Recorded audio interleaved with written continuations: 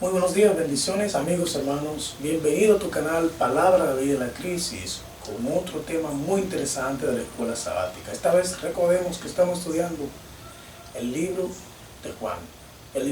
Y estamos estudiando temas muy interesantes sobre la persona de Cristo, nuestro Señor Salvador. Pero antes que nada quiero invitarte a que te suscribas, compartas, le des like y también comentes sobre nuestro contenido. Así que no te muevas porque en breve volvemos con el estudio de la escuela sabática.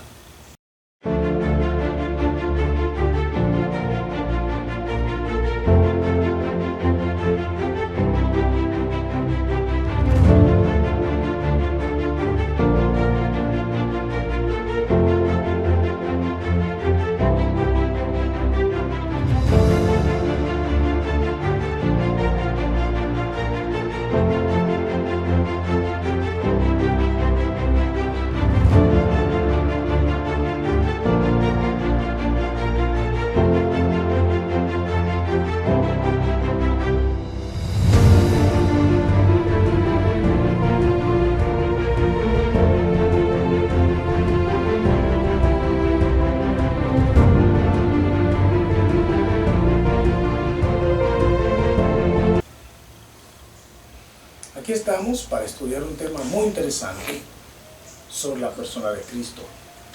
Uno de los temas que las escrituras lo mencionan como un misterio.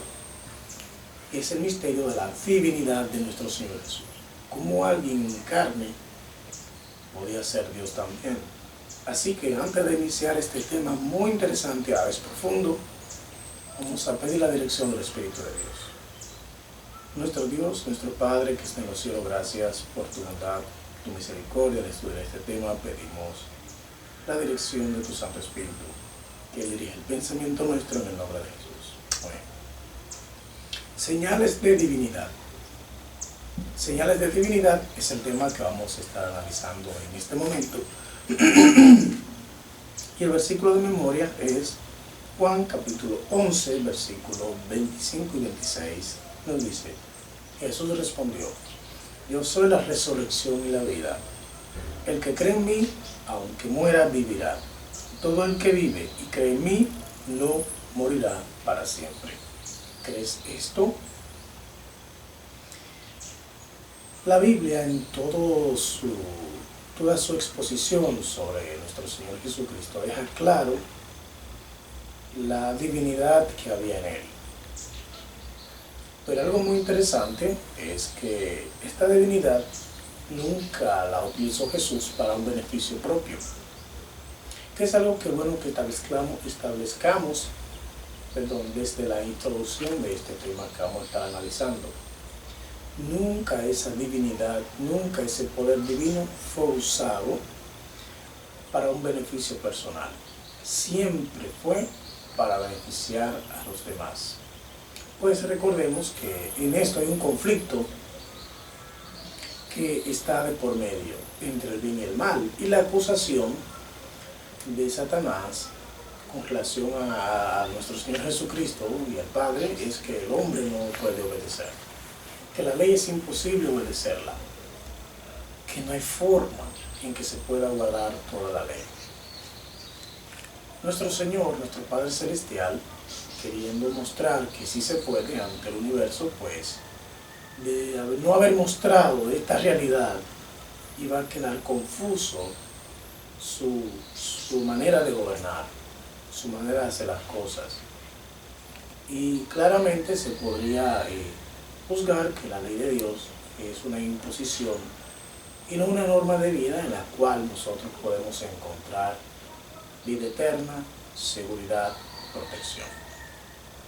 Siempre ha sido la acusación de Satanás desde el cielo que no es necesaria esa ley, que esa ley inclusive habría que modificarla y que habría que colocar otros elementos que la pudiesen hacer observable, como de algún modo erradicar uno de los mandamientos, modificarlos, cambiarlos o colocarle artículos que de algún modo digan que no necesariamente es como esa ley dice.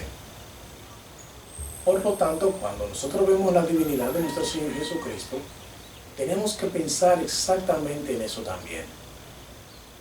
que cuando Él se encarnó y vino a ser hombre aquí, fue para mostrar al mundo, según el capítulo 5 del libro de Mateo, versículo 17, vamos a leerlo. Mateo capítulo 5, versículo 17, que dice: no penséis que he venido para abolir la ley o los profetas. No he venido a invalidar, sino he venido a cumplir. Jesús vino a cumplir esa ley. Y no solamente la ley ceremonial, la que prefiguraba su sacrificio en la cruz del Calvario. Pues aquí no está hablando de esto. La incluye inclusive, pero muestra que está hablando de la ley de Dios, el decálogo. No, y dice, no penséis que he venido para abolir la ley o los profetas. No he venido a invalidar, sino a cumplir. O sea, cuando nuestro Señor llama al pensamiento de que no debemos pensar, ni siquiera un ápice, que Él vino a abolir la ley, pues también cuando pensamos en su divinidad, no podemos pensar tampoco que por el hecho de Él ser Dios, podía obedecer la ley independiente de su condición humana. Pues déjenme decirles que la divinidad de Cristo fue puesta a un lado al momento de Él encarnarse, de Él de algún modo asumir la condición humana. No dejó de ser Dios, pero tampoco dejó de ser hombre. Y eso es importante que nosotros lo manejemos en la medida de nuestra necesidad. Así que esta semana vamos a examinar 3 señales o evidencia de la divinidad de Cristo. Y lo sorprendente es que en cada caso, dice aquí el material, no creyeron en el milagro y no percibieron el significado. Solo aquel que es vida puede dar vida, solo aquel que es luz puede mostrar la luz, ¿no?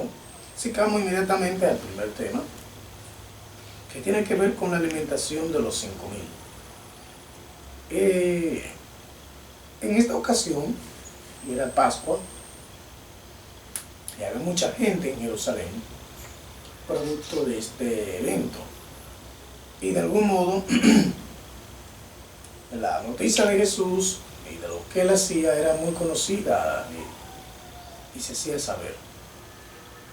Así que cuando los mismos discípulos que tenían una idea errada de lo que había venido Jesús, querían aprovechar el momento de este milagro.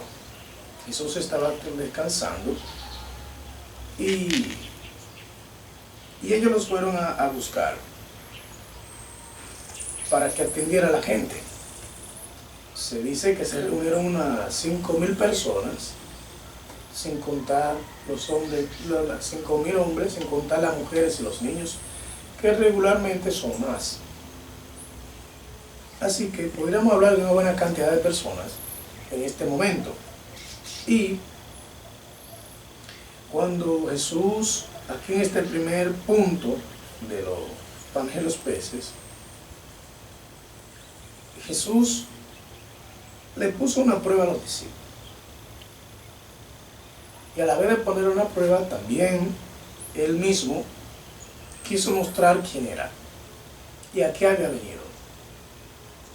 También mostrando un paralelo entre lo que fue su experiencia y la experiencia de un gran profeta del Antiguo Testamento, Moisés, que en ocasión de algún modo también representó a nuestro Señor Jesucristo. Así que Él, de algún modo, en este milagro, pues aquí hay unos paralelos que pudiéramos analizar brevemente, pero el tiempo no nos daría para completar toda la lección y darle a ustedes un tiempo prudente para que nos puedan escuchar. Entonces, pues, en Juan capítulo 6, versículo 4, estaba cerca dice que estaba cerca la Pascua, la fiesta de los judíos, y esta Pascua apuntaba a la liberación de Egipto, de los israelitas propiamente dicho.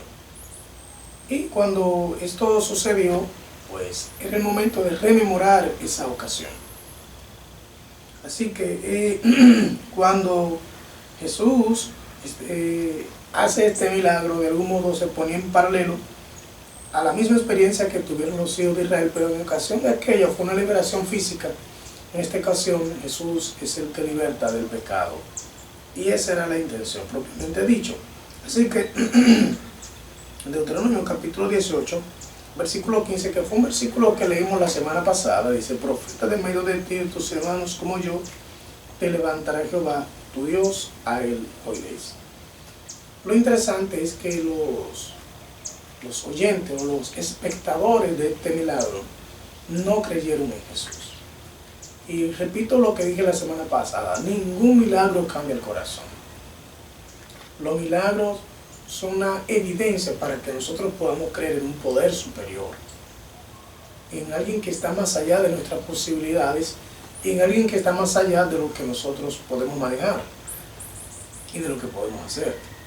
Por lo tanto, esto es importante que lo entendamos. Ningún milagro, y por eso cuando ustedes pudiéramos ver que alguien hace promesas, que alguien hace peticiones para que el Señor le haga un milagro, y que de pronto esa persona se decide abandonar de algún modo al beneficiario de su milagro, pues no es algo que ha ocurrido por primera vez, sino que es algo que de algún modo también ha ocurrido varias veces.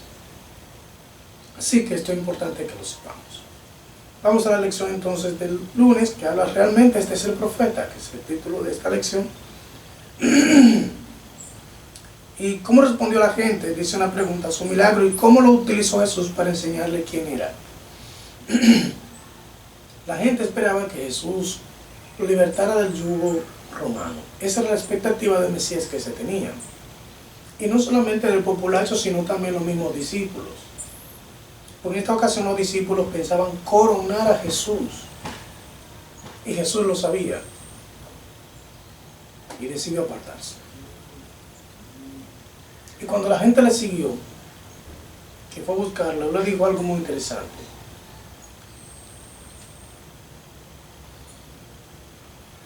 Quiero leer esto. Está en el libro de Juan, capítulo 6, donde él dice que no vinieron detrás de mí por lo que hice, sino por los panes y los peces, por lo material, por el resultado que pudieran obtener a través de Jesús. Déjame decirle que hoy es prácticamente igual. Muchas personas entran al Evangelio, a las iglesias, procurando el beneficio económico o material que les pueda devengar la religión. No por su salvación, no por el perdón de sus pecados, no por una vida mejor. No porque en lo interior puede hacer el Espíritu de Dios en su vida, sino por lo que pueden obtener socialmente, hasta por estatus. Y el Señor sabe eso. Lo conoce, pues Él sabe muy bien las intenciones de nuestro corazón. Y por eso es que no dejaremos de ver en ningún momento, hasta la segunda venida de Cristo, personas que se acercan a la iglesia simplemente por obtener cosas, por los panes y los peces, por la comida, por los beneficios que el ministerio o el Evangelio le puede dar, por casa, por techo,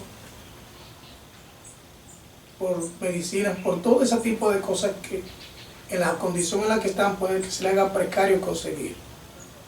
Y no están en el Evangelio por aquello que es lo más necesario: la transformación y la liberación del corazón. Y muchas veces se sirven en el ministerio no por lo que el ministerio representa en la salvación de las almas, o que en su misión el Señor le ha dado a hacer, sino por los panes y los peces. Y es triste que en la medida que avanza el tiempo, esto se va dando continuamente. Que no tenemos una adhesión al ministerio por el amor dispensado de Dios en nuestros corazones, y que de ese amor también debemos dispensar a los demás, sino muchas veces por los panes y por los peces. Ojalá que ninguno de nosotros, de los que me están viendo, y de mí mismo, pues uno puede ser objeto de engaño creyendo que lo está haciendo bien, creyendo que el fin que persigue es el correcto, cuando muchas veces, sin darse cuenta, lo que está persiguiendo son los panes y los peces. Ojalá no sea que Despertemos un día ante la realidad de que mi visión y mi interés era un interés material, terrenal, y no un interés espiritual, eterno.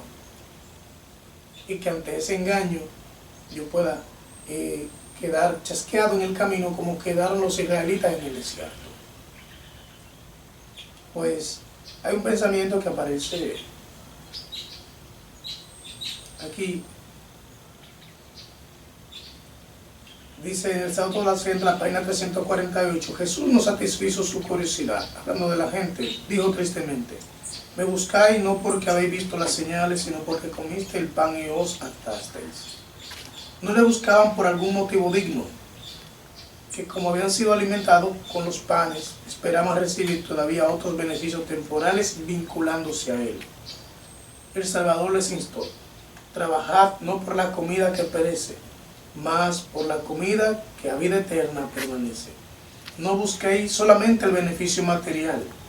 No tenga por objeto vuestro principal esfuerzo proveer para la vida actual, pero buscad el alimento espiritual, a saber, esa sabiduría que durará para la vida eterna.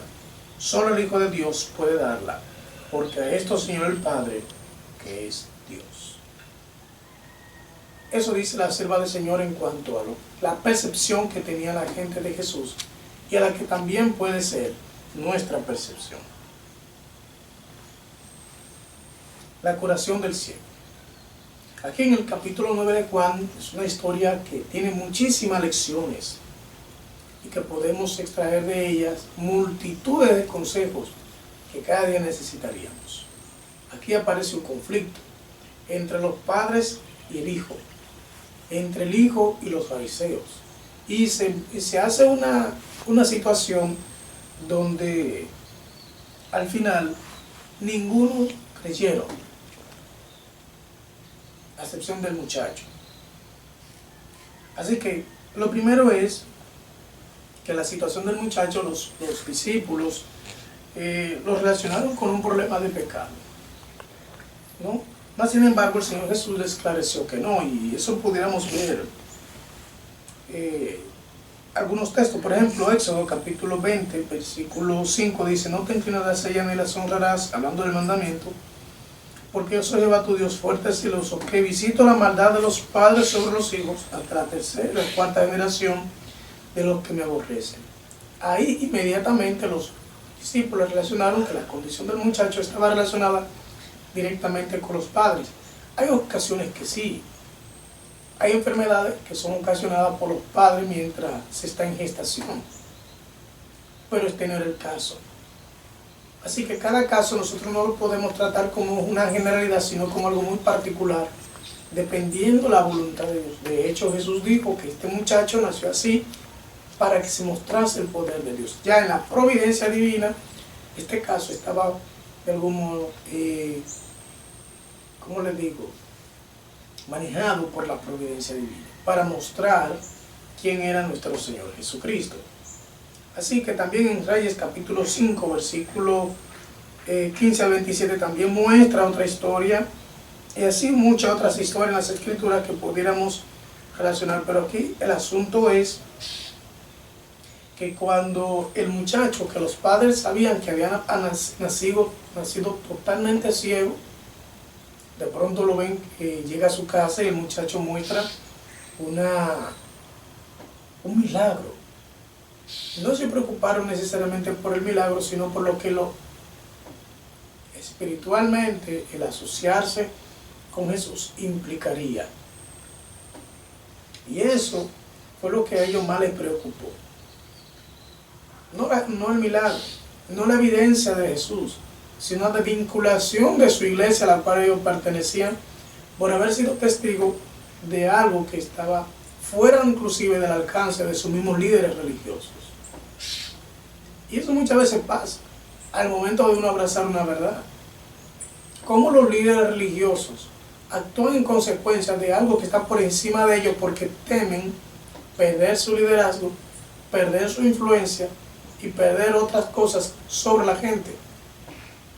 También, de parte de los padres, temían la desvinculación de la congregación, porque ellos asociaban la salvación como a pertenecer a una denominación en particular, o pertenecer a una congregación en particular, o ser dirigido por cierta o cual persona, o por pertenecer a cierto o cual ministerio, porque la salvación nunca ha estado vinculado ni a persona, ni a lugar, ni a congregación, ni a líder.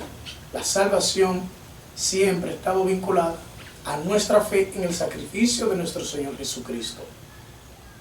¿Quiere decir eso entonces que está mal que yo me congregue? No. ¿Que está mal que yo participe de grupos? No. ¿Que yo me reúna con cierta o cual persona? No.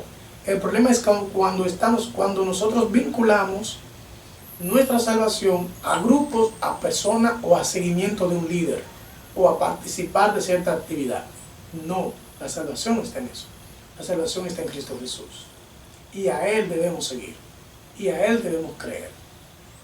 Tristemente, los padres de este muchacho no entendieron eso, y en vez de defender el maravilloso milagro que había ocurrido en la vida de él, pues simplemente, vamos a decir así, soltaron al muchacho y dejaron que él le enfrentara solo a los líderes religiosos, ¿no?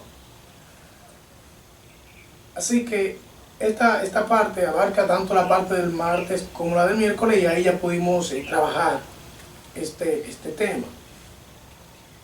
La resurrección de Lázaro, que es la parte del jueves, y es una de las partes centrales de donde se extrajo el versículo de memoria. Uno de los puntos que aparece en el capítulo 11 del libro de Juan es cuando Jesús llora. Jesús lloró 2 veces, según lo muestra la Escritura. Yo sé que lloró más, pues como dice Juan, no todas las cosas que acontecieron en la vida de Jesús está escrito. Yo sé que lloró más, pero que la Biblia relata 2 momentos especiales. Una, aquí en el libro de Juan, capítulo 11, y otra cuando él estaba entrando a Jerusalén. Lloró por la misma razón, la incredulidad. Porque aunque a pesar de que iban a experimentar y a ver algo que nunca había ocurrido, y que señalaba la divinidad de Jesús, esto, en vez de humillar el corazón de ellos y hacerlo creer, lo que hizo fue endurecer más su corazón, porque ellos estaban enfocados y estaban obstinados en hacerle directamente oposición de manera continua a Cristo Jesús. ¿Qué significa esto? Que muchas veces nosotros podemos ver el milagro delante de nuestros ojos, la evidencia del poder de Dios en nuestras vidas, pero y si nosotros estamos empecinados, si estamos obstinados en simplemente hacer la oposición a aquel que dice la verdad, a aquel que está de parte de Dios y que inclusive puede ser un enviado del Señor, nosotros simplemente lo que nos hemos propuesto es hacerle la oposición, porque no comulga con nuestras ideas, porque no tiene nuestra misma visión y porque no está de acuerdo a nuestra manera de hacer las cosas. Jesús quiso mostrar la diferencia entre una y otra cosa, pues ellos no quisieron creer. Y ahí tenemos los resultados. No solamente entre los, ¿cómo se llama?, discípulos y los fariseos, sino también los mismos familiares de Lázaro. Quiero leer un pensamiento que aparece en el Exhorto de la Gente, y con esto terminar, que dice: Cristo lloró junto a la tumba de Lázaro debido a que no le iba a ser posible salvar a todos aquellos a quienes el poder de Satanás había hundido en la muerte. Se dio a sí mismo en este rescate por muchos, a saber, por todos aquellos que quisieran aprovechar el privilegio de volver a ser leales a Dios. Cuando resucitó Lázaro de la tumba, sabía que por esa vida debía pagar el rescate en la cruz del Calvario. Cada rescate que se hiciera le iba a producir la más profunda humillación. Debía probar la muerte por todos los hombres. Dice, no era solo por la su simpatía humana hacia María y Marta por lo que Jesús lloró. En sus lágrimas había un pesar que superaba tanto el pesar humano como los cielos superan la tierra. Cristo no lloraba por Lázaro, pues iba a sacarle de la tumba. Lloró porque muchos de los que estaban ahora llorando por Lázaro maquinarían pronto la muerte del que era la resurrección y la vida. Pero cuán incapaces eran los judíos de interpretar debidamente sus lágrimas. Algunos que no podían ver como causa de su pesar, sino la circunstancia externa de la escena que estaba delante de él, dijeron suavemente: mirad cómo le daba. Otros, tratando de sembrar incredulidad en el corazón de los presentes, decían con irrisión: ¿no podía éste abrir los ojos al ciego, hacer que éste no muriera? Si Jesús era capaz de salvar a Lázaro, ¿por qué le dejó morir? Que el Señor nos bendiga, mis queridos hermanos, y que nunca en nuestro corazón semejante escena de incredulidad nos llegue. Pidámosle al Señor que nos ayude a creer y que permitamos que su gracia cada día nos transforme.